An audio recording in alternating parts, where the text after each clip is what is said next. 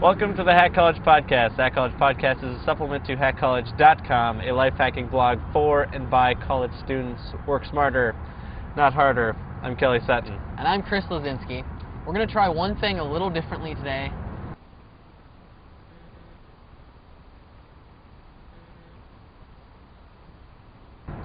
We'll see if you catch on. But most of all, what's going to be different today is obviously the setting. We're here on Pier 28 in San Francisco, inside the back of the Radar van. His name is Ray. He has quite the personality. And he has quite the personality.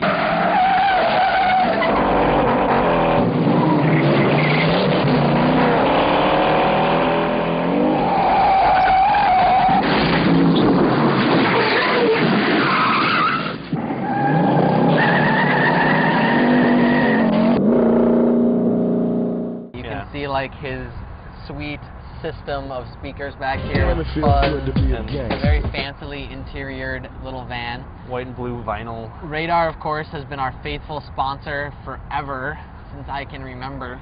Yeah, by forever we mean 5 or 6 months. That's pretty long. That's pretty long. That's like longer than a semester. Yeah. It's more than I remember in my life. It's more than a study abroad. Yeah. I mean, you want to reflect on Radar for a second? They throw awesome parties. They do. If Radar ever throws a party in your city or college, go to it. Yeah. Mia's here. If I had my flip video camera, I'd take a shot of Mia here. But actually, come here, Mia. Come on in, Mia. Mia's just hanging out because Mia knows how to operate the Ray. Mia knows how to operate Ray, which is a little janky sometimes. Yeah, really janky. So Mia's been on the podcast before, though. Yeah, and at the other Radar party. HackCollege viewers. They probably can't hear you right now because it's so damn windy outside. I wish I knew sign language. Yeah. Sign language. She wants to do sign language. Oh well, mute Mia. Well, it was nice to have you on the screen for a little bit. That pure mute woman. Yeah. Do you guys have any plans to do like parties elsewhere?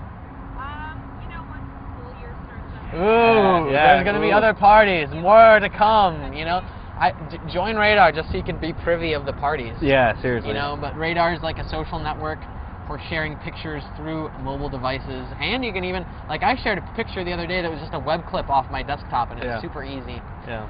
Just visual images of any kind. That is not the button I want to do. So, okay, let's get into rule of thumb, shall we? Sure. All right. Here's the rule of thumb. 90 seconds for 3 college-related news stories. We give them each the finger, thumbs up, thumbs to the side, or thumbs down, and debate ensues. 90 seconds or less, 3 stories, all sorts of numbers, crazy shit.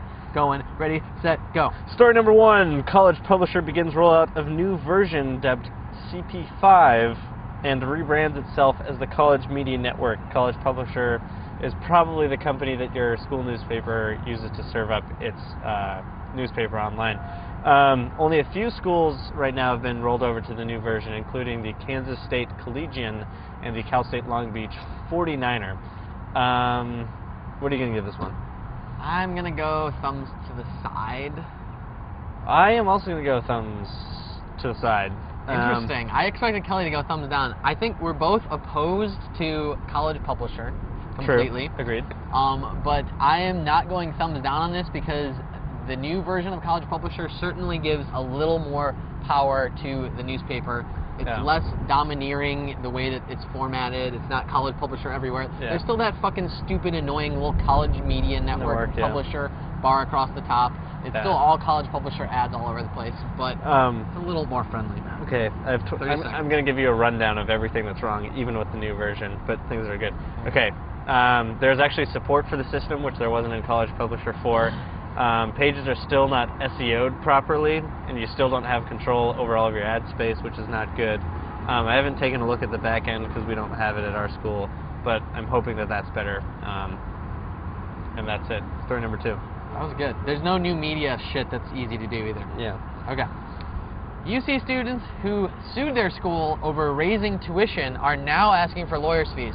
So this is kind of an old story. Some UC students came together in a class action suit and actually won the lawsuit, claiming that the school had claimed previously that they were not going to raise tuition. They did raise tuition, and so the students sued. They won. Now they're asking for over $7 million in lawyers' fees and other damages. What are you going to give this one? Thumbs down. We're both going thumbs down. Thumbs down, yeah. Go, Kelly. Yeah, Take it. thumbs down because this is benefiting no one at all except the people who are actually part of the class action lawsuit and who jumped in on it. And also because all of the money that's eventually going to be paid out to these people it's all like tax money. I mean, it's all just like the citizens. Yeah, I mean, guess, that's exactly the same thing.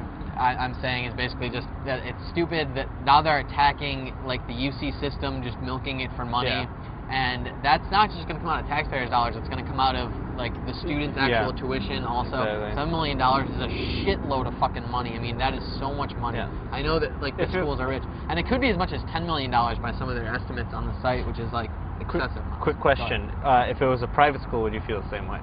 Hey Mom, they raised the tuition here at USC again. Can you send me $10,000? Thanks, love you. Fuck, I don't know. Yeah, I don't know either. Well, we got 8 seconds. Fuck, well, you're still going to inadvertently punish the students, I think, at a private school. That's so I would say that's wrong. Yeah. Story number 3. New York Times says high cost of gas means a boom in online registration.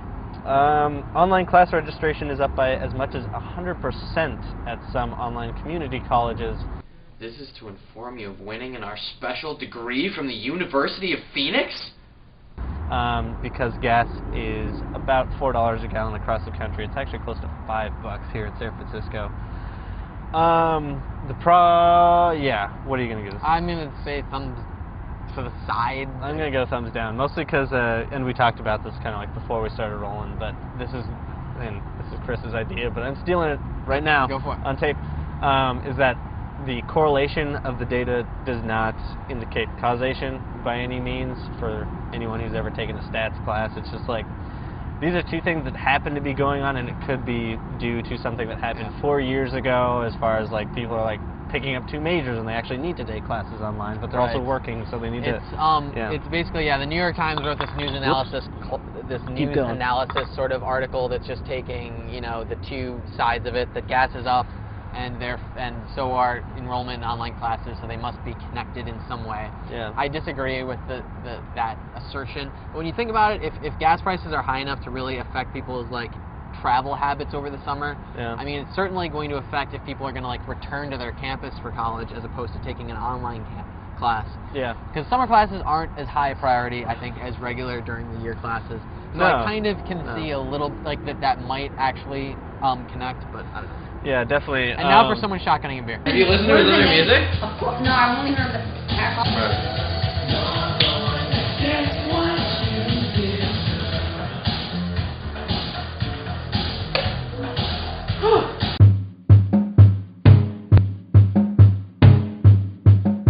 Now for our Man on the Street segment on campus, sponsored by MyUsearch, the free, unbiased college matching questionnaire.